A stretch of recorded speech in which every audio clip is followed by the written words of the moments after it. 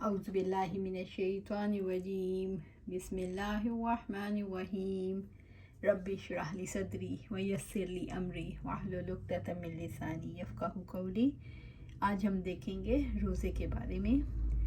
عبادت انسان کی زندگی کا مقصد ہے، بندوں پر اللہ تعالیٰ کا حق ہے، روح کی غذا ہے اور آزادی کا راستہ ہے۔ اسلام میں عبادت کی حقیقت اللہ تعالیٰ کے لیے انتہائی خضوع اور اس کے لیے انتہائی محبت ہے۔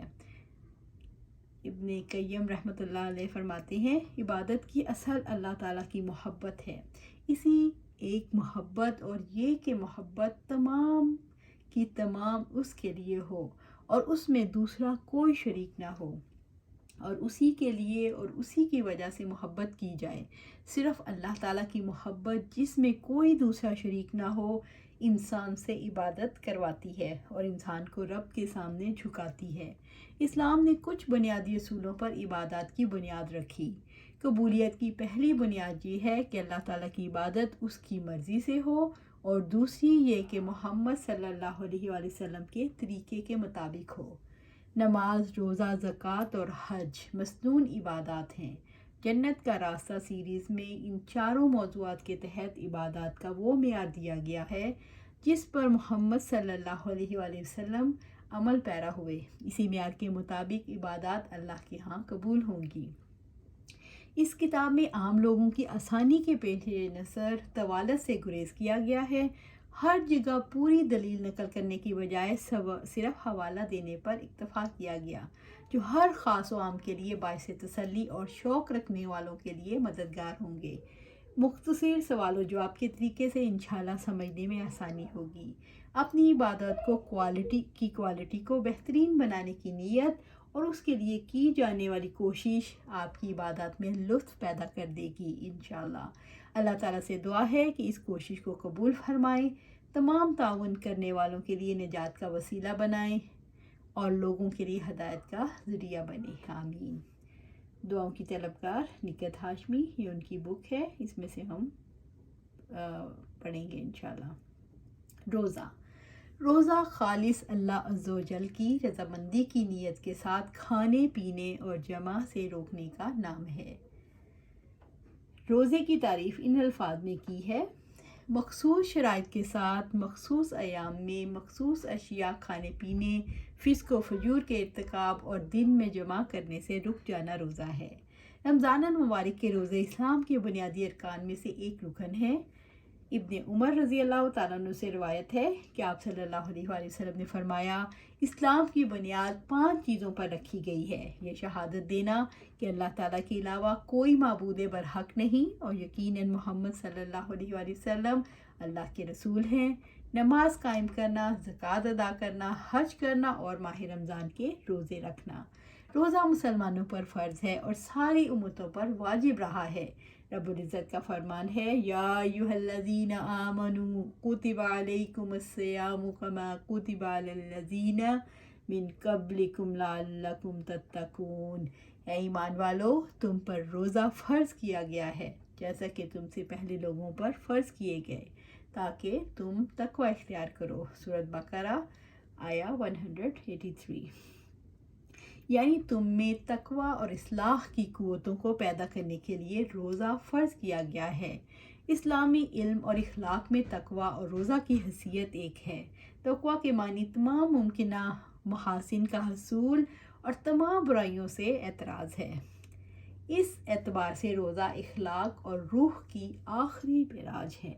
روزہ ایسی عبادت ہے جس میں مومن صبح صادق سے لے کر سورج غروب ہونے تک فقط اللہ تعالیٰ کے حکم سے کھانے پینے اور شہوت سے رکتا ہے اور اللہ تعالیٰ کی توفیق سے اپنے آپ کو بچا کر رکھتا ہے۔ وہ لوگوں کے سامنے بھی بچتا ہے، تنہائی میں بھی، سب کچھ میسر ہو، بھوک اور پیاس کی شدت سے جان پر بنی ہو، ساری نعمتیں موجود ہوں اور کوئی دیکھتا بھی نہ ہو، تب بھی وہ ایک اللہ تعالیٰ کے دیکھنے کے احساس کی وجہ سے روزہ توڑنے سے رکتا ہے۔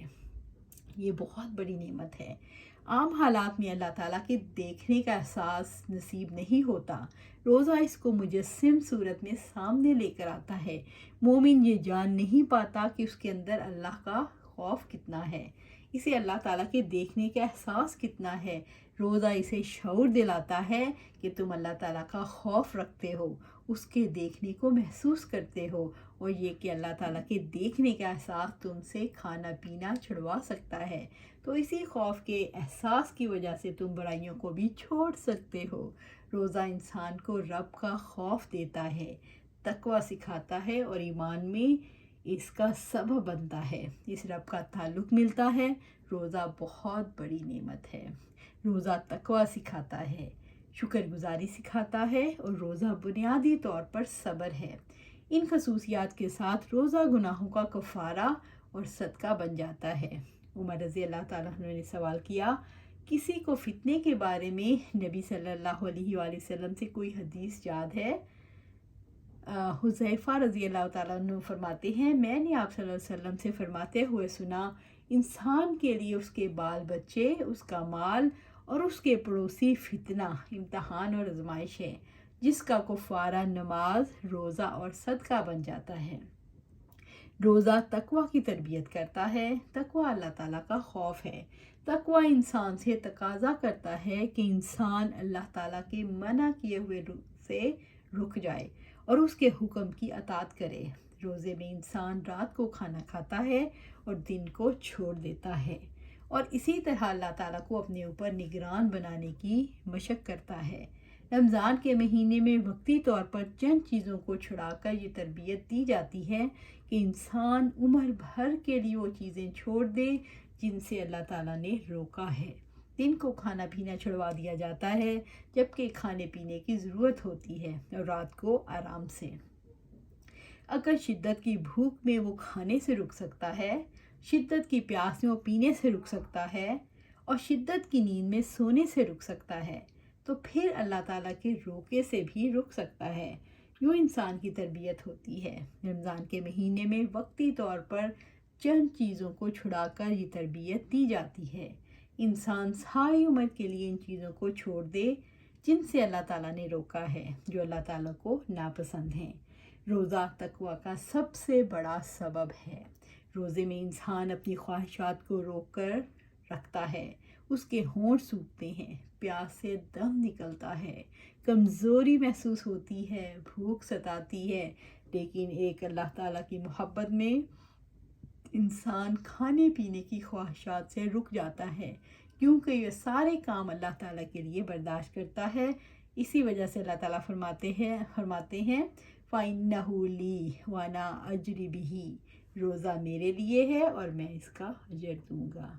حقیقت یہ ہے کہ روزے میں انسان کو یہ شرف نصیب ہوتا ہے کہ وہ ایک اللہ تعالیٰ کی ڈر کی وجہ سے، ایک اسی کے تعلق کی وجہ سے کھانا پینا چھوڑ دیتا ہے، حتیٰ کہ تنہائی میں ساری نعمتیں میسر ہوں، تب بھی ایک اللہ تعالیٰ کی نظروں کا احساس اسے ہر چیز سے روک کے رکھتا ہے۔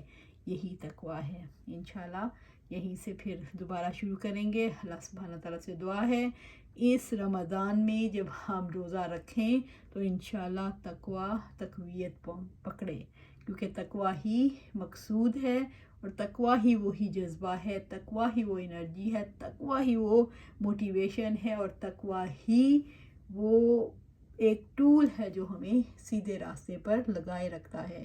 تو انشاءاللہ اللہ تعالیٰ سے دعا ہے رمضان میں ہمیں قوی تقوی مل جائے، تقوی ہم اپنے اندر ڈیر لیں، تقوی کو ہم ٹھوک ٹھوک کے اپنے اندر جذب کر لیں، اس کو اپنے اندر ٹھونک لیں۔